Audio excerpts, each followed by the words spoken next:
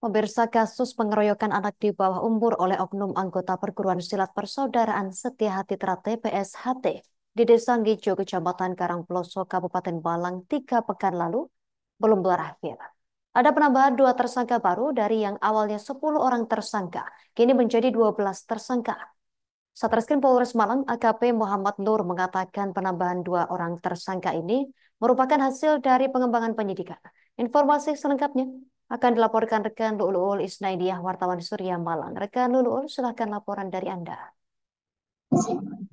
Baik, terima kasih rekan Justina dan pemirsa Tribunnews dimanapun berada. Dapat saya sampaikan bahwa kasus pengeroyokan anak di bawah umur yang dilakukan oleh salah satu perguruan tinggi yang terjadi di Kecamatan Karangploso, Kabupaten Malang, ini rupanya belum terakhir. 3 pekan berlalu, bahkan 10 orang tersangka yang terdiri dari 6 anak-anak, 4 dewasa, kini ada pengembangan lagi. Di mana dari awalnya yang 12 tersangka, awalnya yang ditetapkan tersangka sebanyak 10, kini ada penambahan 2 tersangka lagi. 2 tersangka ini merupakan pengembangan dari proses penyidikan yang dilakukan oleh Satreskrim Polres Malang. Menurut Kasat Reskrim Polres Malang, Muhammad Nur mengatakan bahwa 2 tersangka yang baru saja diamankan ini yakni Nur Rohman berusia 28 tahun, berasal dari Kecamatan Bumiaji, Kota Batu. Kemudian ada Ahmad Sifak Masudi berusia 23 tahun dari Kecamatan Karangploso, Kabupaten Malang. Kini dengan ditambahnya 2 tersangka lagi, total ada 12 tersangka yang terdiri dari 6 dewasa dan juga 6 tersangka anak-anak. Namun dalam hal ini polisi tidak berhenti di sini saja, melainkan ia akan terus melakukan pendalaman dan juga penyidikan terkait kasus pengeroyokan yang dilakukan oleh oknum PSHT terhadap korbannya merupakan ASA berusia 17 tahun dari Desa Ngijo, Kecamatan Karangploso, Kabupaten Malang. Seperti yang diberitakan sebelumnya, Justina, untuk kasus ini bermula dari korban yang mengenakan atribut PSHT, yakni kaos, kemudian diunggahnya melalui status WhatsApp.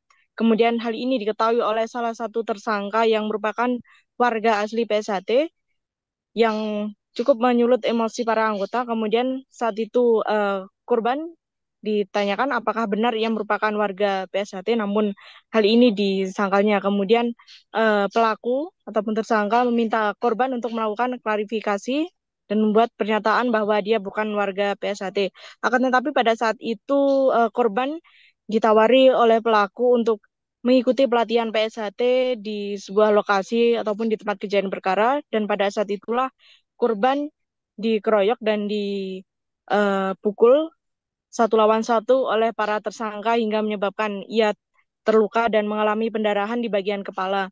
Kemudian kurang lebih selama 6 hari ia dirawat di Rumah Sakit Supraut Malang. Korban mengembuskan nafas terakhirnya. Baik, demikian rekan Justina yang dapat saya sampaikan. Terima kasih. Baik, rekan Lu'ul Isnaidiyah, wartawan Surya Malang. Terima kasih atas laporan dari Anda. Selamat bertugas kembali, rekan. Pemirsa, melengkapi berita ini, kami tampilkan wawancara wartawan kami bersama AKP Muhammad Nur, Kasat Reskrim Polres Malang.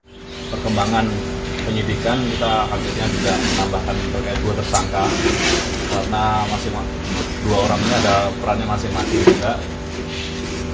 Pertama tersangka Nur Rohman, laki-laki umur 28 tahun, dan yang kedua Ahmad Sifak Masudi alias Sudi, umur 23 tahun. Ini kedua tersangka ini perannya yang pertama, tersangka Ahmad Sifak Masudi alias Sudi selaku ketua rayon yang bertanggung jawab terhadap kegiatan latihan yang terjadi saat kejadian dan membiarkan terjadinya penganiayaan. Itu yang Ahmad Sifak Masudi. Dan yang kedua tersangka Nur Rohman yang merupakan senior dari salah satu perguruan silat, juga ikut melakukan penganiayaan. Dalam proses penyidikan akhirnya kita ketahui bahwasannya Download Tribun X sekarang, menghadirkan lokal menjadi Indonesia.